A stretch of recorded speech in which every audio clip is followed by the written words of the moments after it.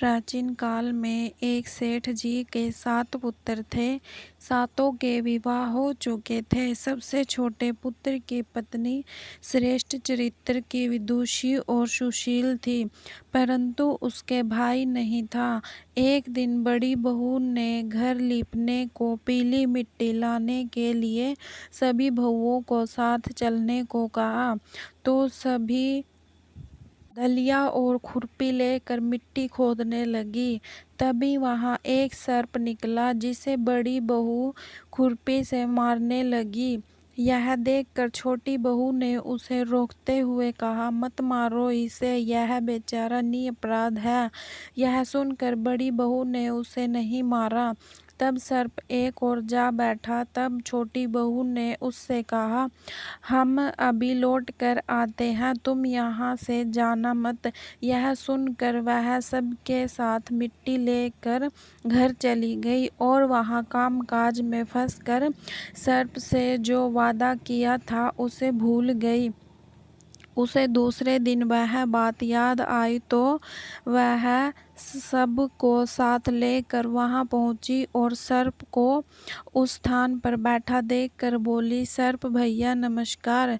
सर्प ने कहा, तू भैया कह चुकी है, इसीलिए तुझे छोड़ देता हूँ, नहीं तो झूठी बात कहने के कारण तुझे अभी डस लेता।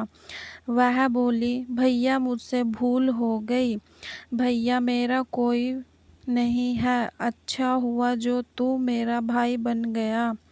कुछ दिन व्यतीत होने पर वह सर्प मनुष्य का रूप रखकर उसके घर आया और बोला कि मेरी बहन को बेच दो। सबने कहा कि इसका तो कोई भाई नहीं था, तो वह बोला, मैं दूर के रिश्ते में इसका भाई हूँ, बचपन में ही बाहर चला गया था। उसके विश्वास दिलाने पर ही उन्होंने छोटी बहू को उसके साथ भेज दिया। उसके मार्ग में बताया कि मैं वही सर्प हूँ, इसीलिए तू डरना नहीं और जहाँ चलने में कठिनाई हो वहाँ मेरी पूंछ पकड़ लेना। उसने कहे अनुसार ही किया और इस प्रकार वह उसके घर पहुँच गई।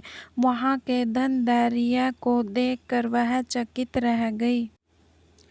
एक दिन सर्प की माता ने उससे कहा, मैं एक काम से बाहर जा रही हूँ, तू अपने भाई को ठंडा दूध पिला देना। उसे यह बात ध्यान न रही और उसे गर्म दूध पिला दिया, जिससे उसका मुख बेतरह जल गया। यह देखकर सर्प की माता बहुत क्रोधित हुई, परंतु सर्प के समझाने पर शांत हो गई। तब सर्प ने कहा कि बहन की अब उसके घर भेज देना चाहिए। तब सर्प और उसके पिता ने उसे बहुत सा धन, सोना चांदी, ज्वारात, वस्त्र, भूषण आदि देकर उसके घर पहुंचा दिया। इतना ढेर सारा धन देखकर बड़ी बहू ने ईर्ष्या से कहा, भाई तो बड़ा धनवान है, तुझे तो उससे और भी धन लाना चाहिए। सर्प ने यह वचन सुना तो सब वस्तुएं सोने की लाकर दे दी। यह देखकर बड़ी बहू ने कहा, इन्हें झाड़ने की झाड़ू भी सोने की होनी चाहिए। तब सर्प ने झाड़ू भी सोने की ला कर दी। सर्प ने छोटी बहू को हीरा मणियों का एक अद्भुत हार दिया था।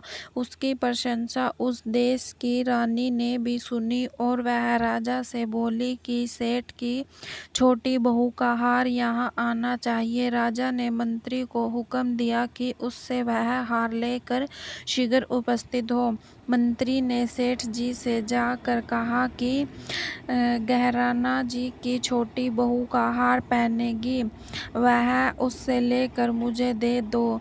सेठ जी ने डर के कारण छोटी बहू से हार मांग कर दे दिया। छोटी बहू को यह बात बहुत बुरी लगी। उसने अपने सर्प भाई को याद और आने पर प्रार्थना की, भैया रानी ने हार छीन लिया है, तुम कुछ ऐसा करो कि जब वह हार उसके गले में रहे तब तक के लिए सर्प बन जाए, और जब वह मुझे लौटा दे तब हीरो और मणियों का हो जाए। सर्प ने ठीक वैसा ही किया। जैसा ही रानी ने हार पहना वैसे ही वह सर्प बन गया।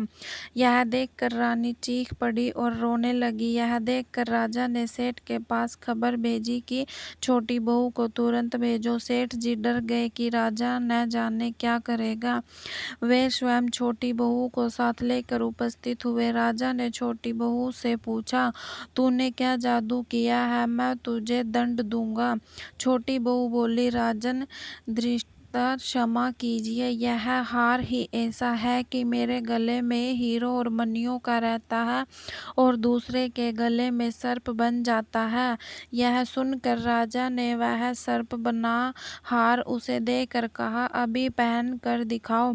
छोटी बहू ने जैसे ही उसे पहना वैसे ही हीरो मणियों का हो गया।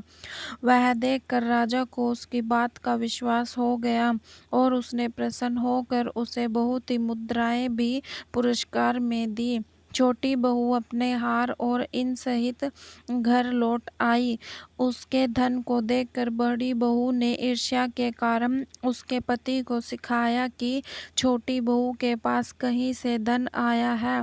यह सुनकर उसके पति ने अपनी पत्नी को बुलाकर कहा, ठीक ठीक बता कि यह धन तुझे कौन देता है। तब वह सर्प को याद करने लगी। तब उसी समय सर्प ने प्रकट होकर कहा, यदि मेरी धर्म बहन के आचरण पर संदेह प्रकट करेगा तो मैं उसे खा लूंगा। यह सुनकर छोटी बहू का पति बहुत प्रसन्न हुआ और उसने सर्प देवता का बड़ा सत्कार किया। उसी दिन से नाग पंचमी का त्योहार मनाया जाता है।